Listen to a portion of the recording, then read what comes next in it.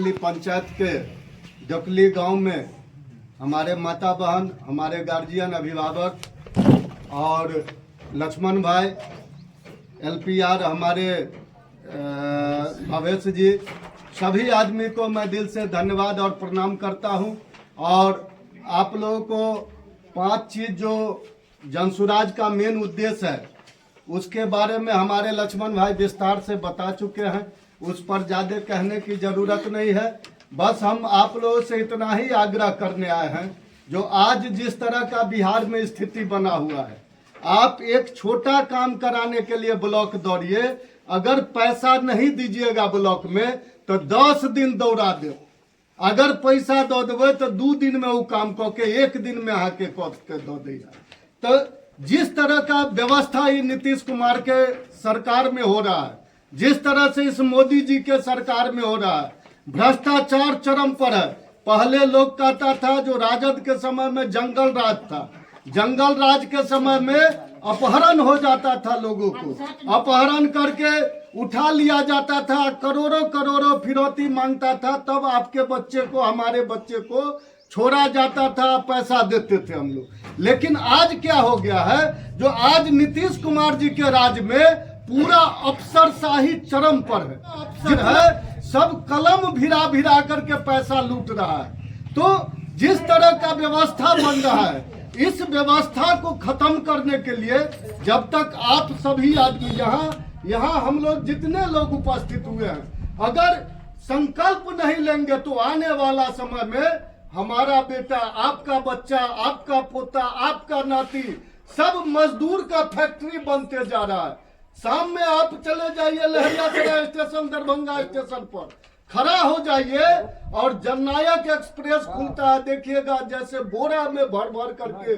लोगों को भेजा जाता है, बोरा को फेंक दिया जाता है, उस तरह का पूरा सा समस्या बना हुआ है। अगर इस पर गंभीरता पूर्वक अगर हम आप नहीं सोचेंगे तो सोचेगा कौन? उसको तो लाखों करोड़ों का खजाना पर हम लोग नीतीश कुमार को बैठा दिए हैं, लेकिन वो अपना कुर्सी बचाने के लिए बस कभी कूद करके आरजेडी के साथ और कभी कूद करके भाजपा के साथ, इतना ही उनका काम रह गया है। तो मैं आप लोगों को विनती करने के लिए आया हूं, जो आप लोगों के बीच में 2.5 साल से पैदल चल करके आदरणीय प्रशांत जी हमारे आपके स्थिति को देखे हैं, और देख करके उनको लगा जो अगर 5 चीज अगर हम लोग करते हैं तत्काल, जो हमारा सरकार बनता है और अगर हम तत्काल कर देते हैं तो बिहार का स्थिति जो जर्जर है, आज देश में 27 राज्य है और 27 राज्य में 27वां पोजीशन पर हम लोग खड़े हैं। तो आप समझ सकते हैं जो क्या विकट स्थिति में हम लोग हैं।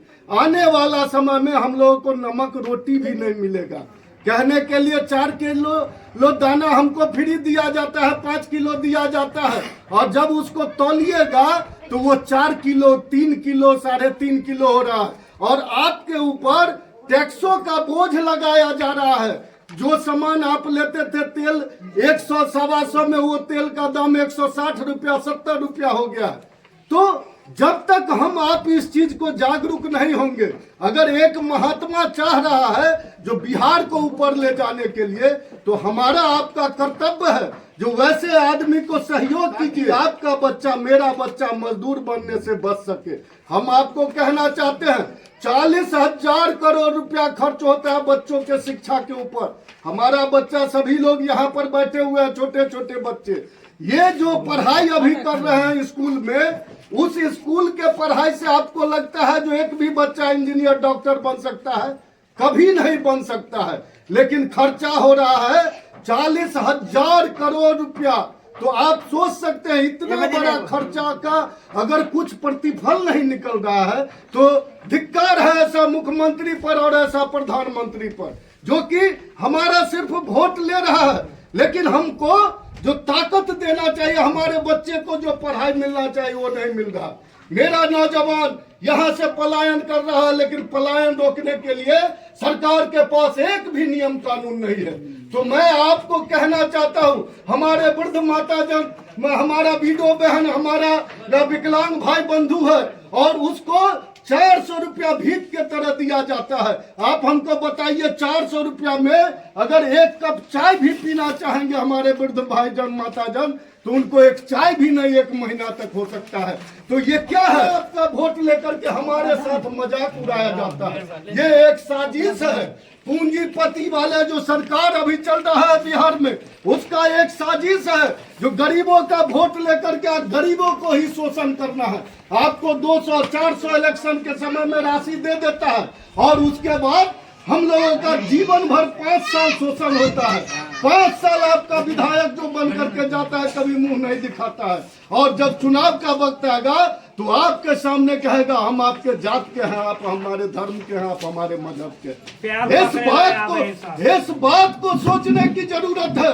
आज ऐसा समय पर हम लोग खड़ा है, अगर हम आज नहीं सोचेंगे तो आने वाला समय में हमारा बच्चा